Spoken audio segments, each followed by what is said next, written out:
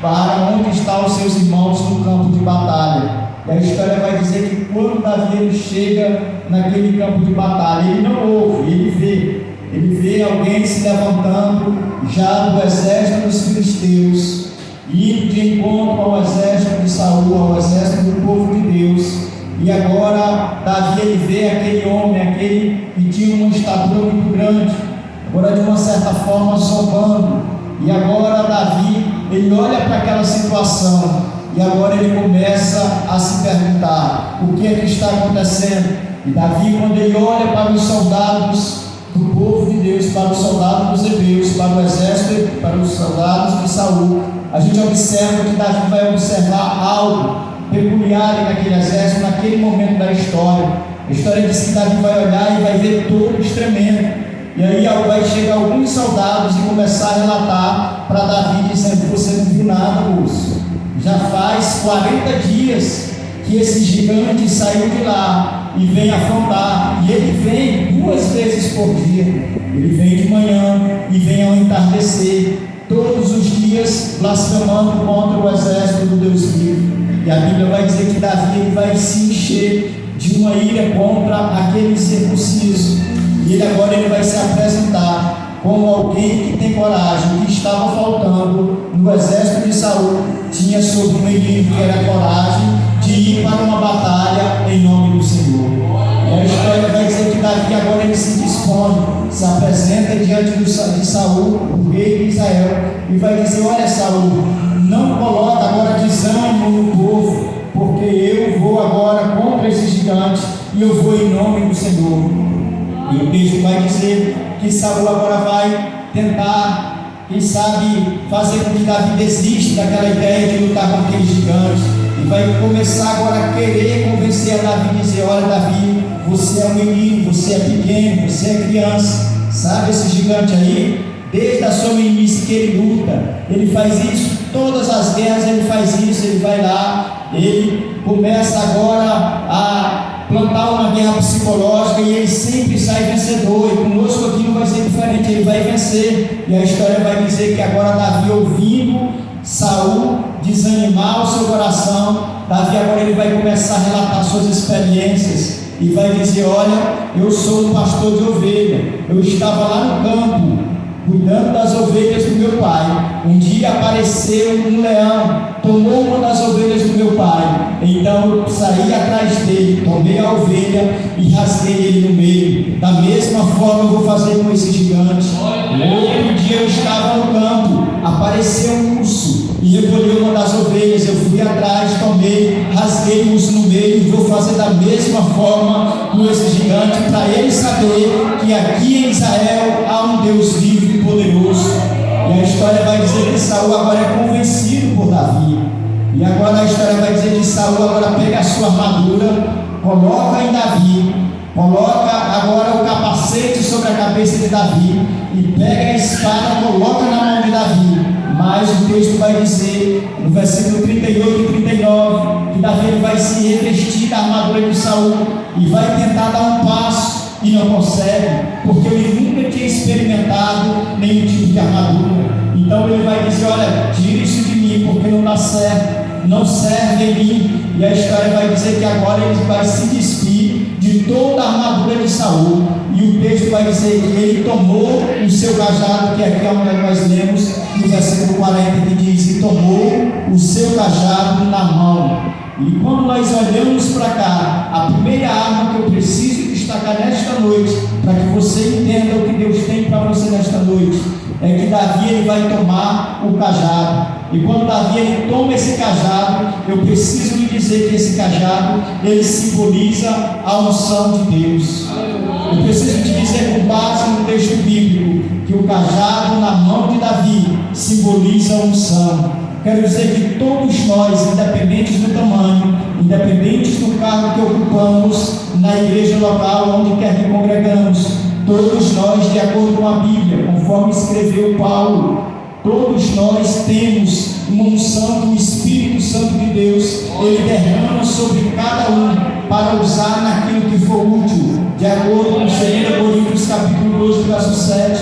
E quando nós lemos isso, nós entendemos que nós não somos um povo qualquer, não, nós somos um povo de Deus. Nós temos sobre nós a unção de Deus sobre a nossa vida, para que essa unção, para que ela seja usada. O texto vai dizer que Davi agora ele toma o seu cajado, simbolizando esta unção. E eu quero aqui destacar pelo menos duas características desse cajado. A primeira característica que eu quero dizer é que o cajado ou a unção ela é insubstituível. Ninguém pode substituir a unção que Deus colocou na sua vida. Você não pode fazer uso das armas dos outros para guerrear suas guerras. Você tem que guerrear com aquelas armas que Deus colocou diante de você. Então não precisa fazer o que Saul queria fazer com Davi, emprestar as armas para que ele fosse para a batalha. Nós não precisamos tomar armas emprestadas. Nós precisamos apenas confiar que sobre nós tem a unção de Deus sobre as nossas vidas.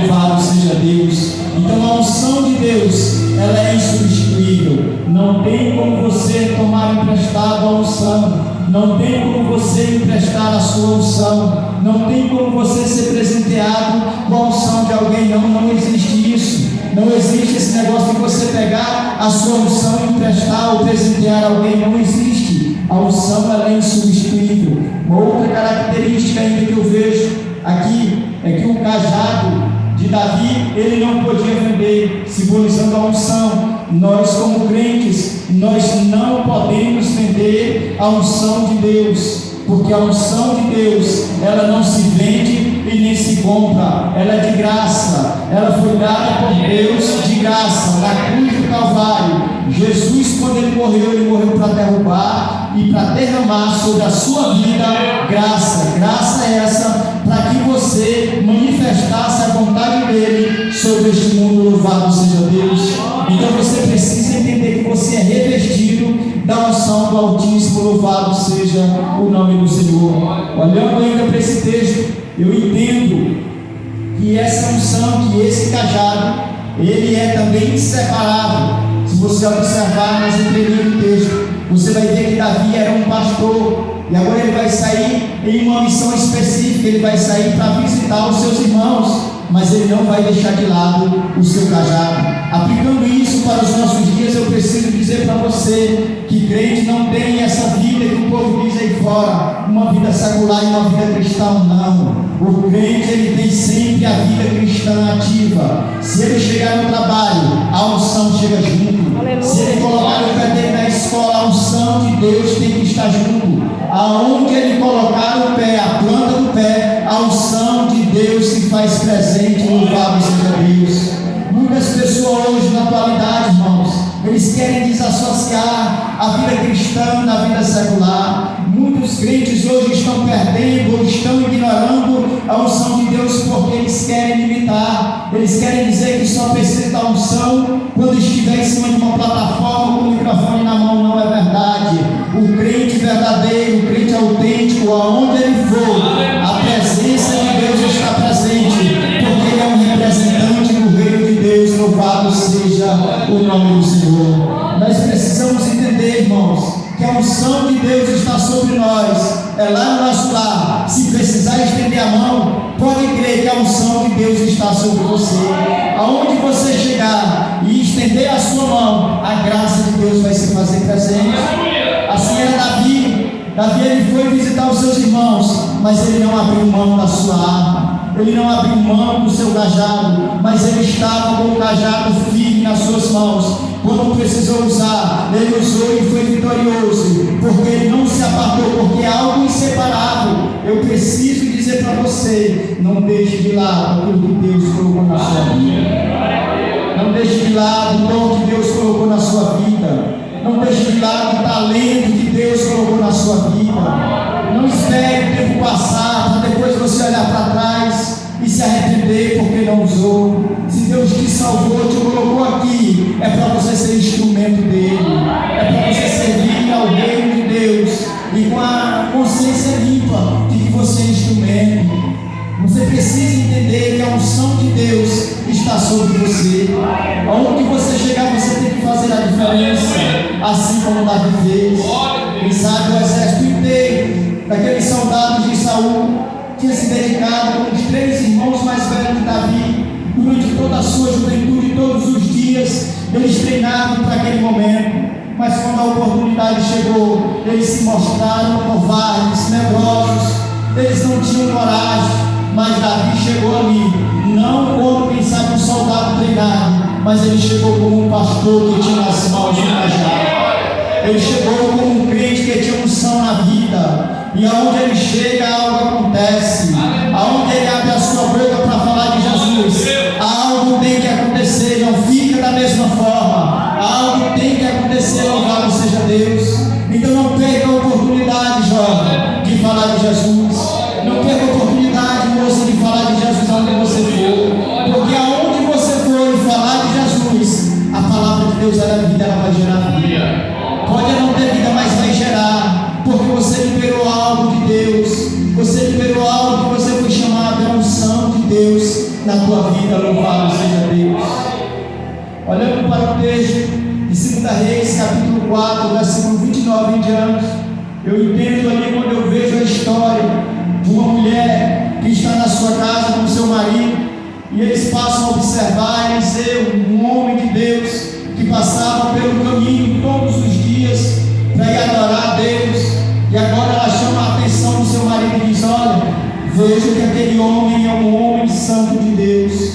E a história vai dizer que agora ela é comovida, e agora ela vai dizer para o seu esposo: olha, nós precisamos fazer um quarto aqui, para que quando ele vier sacrificar ao Senhor, ele passe um dia aqui, descanse aqui, para depois ele seguir a jornada. E assim ela vai fazer. Mas ali o profeta ele vai observar que aquela mulher ela faz uma obra tão boa para ele, que ele não tem como agradecer. Então ele vai chamar ela, vai dizer: olha, vem aqui, mulher, eu preciso saber o que você precisa. Se você precisar de algum favor do rei, eu posso interceder por você. E ela vai dizer: não, eu não preciso de nada, eu vivo bem, em paz com o meu povo, eu não preciso de nenhum favor. Então ele vai agora observar o que Geazi vai informar ele. E Geazi, que era servo dele, vai dizer: olha, ela não tem filho, e o esposo já é velho.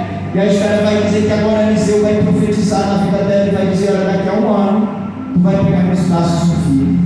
E aquela mulher, ela vai receber aquela profecia, mas ela vai dizer para o homem de Deus: não minta para a tua serva. A história diz que vai passar um ano, ela vai receber o filho, ela vai ter o filho, ela vai ser grata a Deus por aquele grande milagre. Mas a história diz que aquele jovem vai crescer, vai chegar em uma fase adolescente, e aí ele vai estar no campo com o seu pai. E quando ele está no campo ali com o pai, ele dá uma dor de cabeça. Ele diz para o pai: olha, eu estou com dor de cabeça. O pai agora leva para a mãe, e quando chega lá, o menino morre. E a história vai dizer que aquela mulher, ela fica agora, de uma certa forma, desanimada quando olha para o filho morto. O que ela faz? Ela pega o filho e agora coloca lá no quarto do profeta, na cama do profeta, e agora arruma uma jumenta ali e pede para um servo guiar ela até onde o profeta está. E o texto vai dizer que quando ela chega diante do profeta, o profeta de longe vai ver, mas o texto vai dizer que Deus vai ausentar o profeta para que ele não veja o que estava no coração. Mas a história vai dizer que Geazi vai chegar diante dela e ela vai dizer: está tudo bem. Mas só que o profeta Eliseu ele vai observar que ela está amargurada. Então ele vai dizer: olha, sai do meio, deixa ela passar. Ela está amargurada. E quando ela chega diante do profeta, diante do homem de Deus, ela vai dizer: olha, eu não lhe falei para que o senhor não mentisse para a sua serva, o meu filho está morto. E a história vai dizer que naquele instante o profeta Eliseu ele vai tomar o seu cajado, ele vai tomar o seu cajado e vai agora colocar nas mãos de Geazi e vai dizer: olha, vai à nossa frente, passa de nós, corre, toca no rosto do menino que está morto com esse cajado, e quando tocar, o menino vai viver. E Geazi, irmãos, era daqueles obreiros dos quais a Bíblia fala que ele era um homem, quem sabe, inconstante, um homem que tinha falhas ou tendências no seu caráter. Quem sabe, quando ele teve nas mãos o cajado de Eliseu, ele talvez começou a se exaltar, ele começou, quem sabe, seu coração dizendo: agora é a minha vez, agora eu vou ser grande, agora alguém vai me conhecer, porque agora eu tenho a unção do profeta nas minhas mãos. E ele começou agora a querer se engrandecer, ele começou agora a querer inflar o seu ego, porque ele tinha um cajado nas mãos. Mas a história vai dizer que quando ele chega lá, que toca no menino, nada acontece, não se percebe fogo de vida. Então ele volta, e quando ele volta, ele relata para o profeta dizendo: nada aconteceu. Aplicando isso para os nossos dias, eu quero dizer para você que tem a unção de Deus, que tem a graça de Deus, que tem um dom, que tem um talento de Deus, nunca querer se exaltar, nunca queira bater no peito, achar que é por causa de você. Não é por causa da graça de Deus. Não pense que é porque você prega bem, que as almas se rendem. Não é pela graça de Deus. Não pense que é porque você canta bem. Não é pela graça de Deus. Nós não temos mérito nenhum, irmãos. O mérito é de Deus, o mérito é de Cristo na cruz do Calvário. Nós precisamos entender que quando Deus nos usa para nós estendermos a mão, algo acontecer, é a graça soberana de Deus. É Deus tendo misericórdia, louvado seja o seu nome. Então, passando aqui para a segunda arma, eu ainda preciso chamar a sua atenção. No versículo 40 diz: e tomou o seu cajado, a primeira arma, o cajado, e escolheu para si 5 seixos do ribeiros. Perceba que Davi ele vai escolher 5 pedras, e pedra aqui simboliza altar. Se você observar, sempre que a Bíblia for falar sobre altar, ela vai estar relacionando acerca de pedra. E a história vai dizer que Davi ele não chega diante ali do ribeiro e pega 5 pedras, não. O texto está bem claro, diz que ele escolhe. E para escolher não é a mesma coisa que pegar. Davi agora ele se ajoelha e começa a escolher, e Deus vai dando direção e ele vai pegando a pedra. E quando ele pega essa pedra, eu quero dizer para você que essa pedra, ela tem símbolo de algo duro, de algo que é simples, mas é duro, é firme. E Deus ele instituiu isso para o povo. Quando o povo ainda estava lá no deserto, ele diz: olha, Moisés, diz aí para o povo que quando eles forem fazer um altar para mim, eles precisam pegar pedras que sejam naturais, que não sejam pedras desenhadas, lapidadas pelo homem. E quando a gente fala sobre isso, sobre pedra, a gente fala sobre altar. E quando a gente fala de altar, a gente fala de um bocado de coisa, irmãos. A gente fala de renúncia, a gente fala de sacrifício, a gente fala de oferta. E a vida cristã, irmãos, ela fala sobre isso. Ela fala que todo crente, ele tem um altar pessoal, que é o altar entre ele e Deus. Ele tem um altar familiar, que é entre ele e a família. Ele tem um altar congregacional, que é como esse que nós estamos aqui. Então a vida do cristão é marcada por altar. Então pedra ela simboliza altar, e o altar ele precisa ser verdadeiro. Por isso que a pedra ela precisa ser bruta, ela não precisa ser trabalhada. Quando cultuarmos a Deus, não pense que é de qualquer forma. Não pense que é um culto, quem sabe, maquiado. Não pense que é algo ensaiado, não, tem que ser espontâneo. Toda adoração, todo culto, ele tem que ser autêntico e verdadeiro, porque Deus não vê como o homem vê. O homem ele vê o que está diante dos olhos, mas Deus ele vê a motivação. Glória a Deus. Deus ele te vê quando você sai da sua casa, se dirigindo para a igreja, para adorar. Ele já está lendo, ele já está vendo a tua motivação, porque você está chegando aqui. Então Deus ele olha muito mais além do que nós pensamos. Deus ele está interessado em um altar que é feito com pedras brutas, não pedras maquiadas, porque os altares dos deuses estranhos coloca aí a pedra mais bonita, lapida aí uma pedra bonita. Para Deus não, a pedra tinha que ser bruta, a pedra tinha que ser dura, tinha que ser simples, porque Deus se manifesta na vida das pessoas simples, não é na vida das pessoas orgulhosas, não é na vida das pessoas que querem se exaltar, não. Deus ele sempre vai se manifestar na vida das pessoas simples. E quando a Bíblia fala, irmãos, de altares feitos de pedra, no altar tem uma coisa que não pode faltar. E quando eu olho para isso, eu aprendo que no altar ele não pode faltar o óleo, não pode faltar a unção. Quando eu olho para a vida de Jacó, o O texto vai dizer que Jacó ele vai sair fugindo da casa do seu pai, sentindo a casa do seu tio Labão, mas ele vai parar para descansar. Ele vai pegar uma pedra, e uma pedra bruta, vai colocar sobre a sua cabeça como travesseiro, e o texto diz que ele vai dormir, e ele vai agora sonhar, e no sonho dele, agora ele vai ver uma escada que liga da terra para o céu, do céu para a terra, e ele vai ver anjos subindo e anjos descendo, louvado seja Deus. E quando ele vê isso, ele ouve agora a voz de Deus lá do céu, contando a ele, renovando na vida dele as promessas que tinha feito ao seu avô e ao seu pai. E a Bíblia diz que de manhã ele vai despertar daquele sono, e quando ele acordar, ele vai dizer: que lugar tremendo é este? Porque esse lugar não é mais um lugar comum, esse lugar é casa de Deus, porque o Todo-Poderoso estava ali, louvado seja Deus. E agora a Bíblia vai dizer que ele vai pegar aquela pedra, que ele estava deitado sobre ela como um travesseiro, ele vai fazer uma coluna e vai colocar ela, e vai derramar um óleo, vai derramar a unção. Eu quero dizer que a sua vida é um altar para Deus. Na sua vida não pode faltar o óleo, não pode faltar a graça, não pode faltar a unção. Se a sua vida é um altar pessoal para Deus, saiba de uma coisa: não precisa ser um altar seco, não precisa ser um altar, quem sabe, feito de qualquer forma, não. Ele precisa ser regado com a unção de Deus.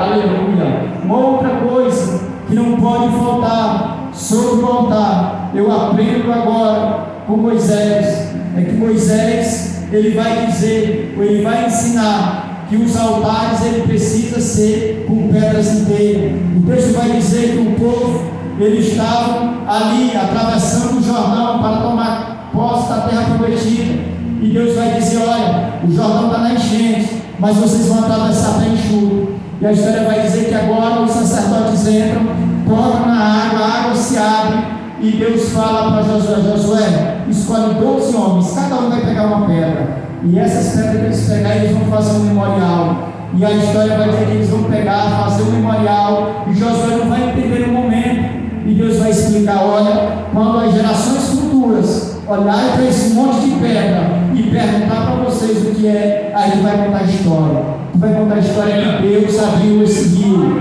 para o povo atravessar e tomar posse da promessa. E a história vai dizer que ali ele faz aquele altar, e aquele altar, aquele monte de pedra, simboliza o testemunho.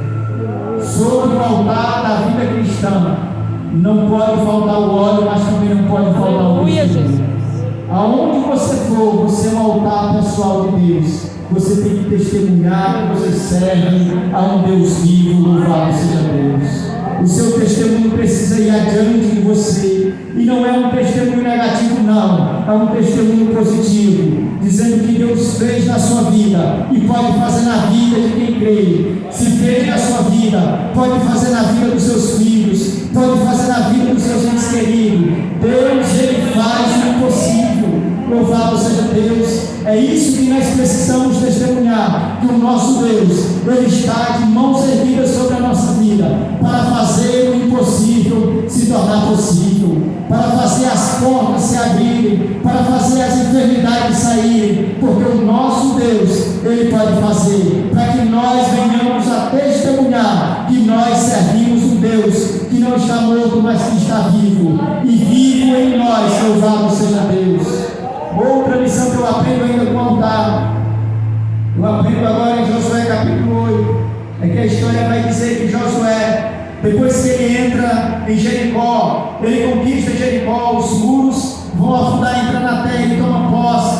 Só que ali em Jericó, alguns ali da tribo de Judá, eles vão cometer um pecado, eles vão roubar algumas coisas que Deus tinha dito para eles não levarem. Isso vai atrair maldição para o exército de Israel, e a história vai dizer que a próxima cidade que eles vão tomar agora é Ai, e agora eles vão, e lá eles vão perder, porque era uma cidade pequena, mas como estava em pecado, eles perderam. E a história vai dizer que agora Deus vai mostrar aonde o pecado estava, quem tinha praticado, e agora esse homem e essa família vai ser extirpada, vai sair desse lugar, e agora Josué vai reunir, vai agora fazer com que o povo se santifique, vai contra Ai, conquista a cidade de Ai, e agora ele vai levantar um altar para agradecer a Deus, e vai ser no Monte Ebal, e ali ele vai pegar pedra, vai fazer uma coluna de pedras, conforme Moisés tinha dito: quando for fazer um altar, faça com pedras naturais. E ele vai fazer aquele altar. E quando ele fizer esse altar, nós vamos observar que Josué, agora ele fazendo esse altar de pedras, ele vai dar um testemunho para aquela nação inteira,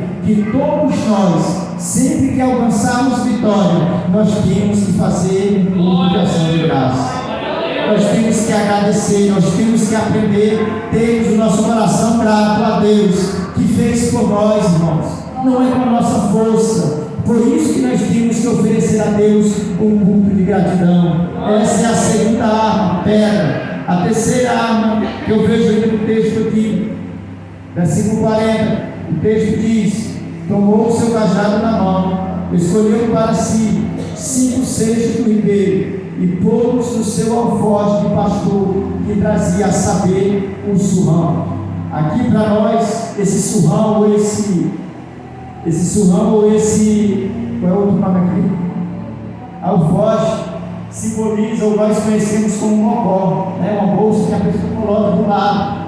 E todo pastor ele tem essa bolsa. Para que essa bolsa? Para ele colocar reserva. Perceba que Davi, quando ele vai escolher lá, ele escolhe 5 pedras. Era para matar um gigante? Não. Ele só precisava de uma pedra para matar um gigante. Mas ele ficou informado que aquele gigante ainda tinha 4 irmãos. E ele levou ali com reserva. Ele disse: se os irmãos dele aparecer, tem uma pedra para cada um. Então ele coloca essa reserva. E qual é a lição que eu aprendo? Que esse mocó, que esse alforje serve para nos instruir esta noite. É que isso é aplicado na nossa vida através de reserva. Todos nós, irmãos, precisamos ter uma reserva. A Bíblia diz, Jesus ensinando no Sermão do Monte, ele diz assim: olha, se você tiver que guardar alguma coisa, não guarde aqui na terra, porque aqui tem ladrão, aqui tem ferrugem, aqui as pessoas podem tirar de vocês, mas reserve lá no céu. Louvado seja Deus. Lá o ladrão não entra, lá não tem como o ladrão minar, a ferrugem entrar, não, porque é uma reserva. Eu preciso dizer para você que vai ter lutas, que vai ter guerras na sua vida, que se você não tiver reserva, você não vence. Quando nós lemos Mateus 25, nós vamos entender isso, que lá havia 10 virgens esperando o noivo. As 10 dormiram, 5 despertaram com as suas lamparinas ali cheias e a reserva. Então isso é um sinal de que todo crente que está aguardando a vinda de Jesus, ele precisa ter reserva no céu. Ele precisa estar colocando algo lá no céu. É por isso que nós precisamos todos os dias, irmãos, nos esforçarmos para nós estarmos aprendendo do Senhor, para nós estarmos, quem sabe, aprendendo da palavra, estarmos orando, estarmos estreitando o nosso elo com o Senhor, para que essa reserva seja depositada lá, para que quando o soar da trombeta acontecer aqui nessa terra, o nosso nome venha sendo ecoado, para que o Senhor venha chamar o nosso nome, para que nós venhamos subir, e lá quando nós chegarmos, não temos nenhuma surpresa negativa, mas temos uma coroa com muitas pedras, sinal de que nós temos uma reserva. Louvado seja Deus. Então aqui o alforje do pastor simboliza que nós precisamos ter uma reserva. Como o tempo já foi, eu ainda preciso falar e me adiantar aqui para falar da última.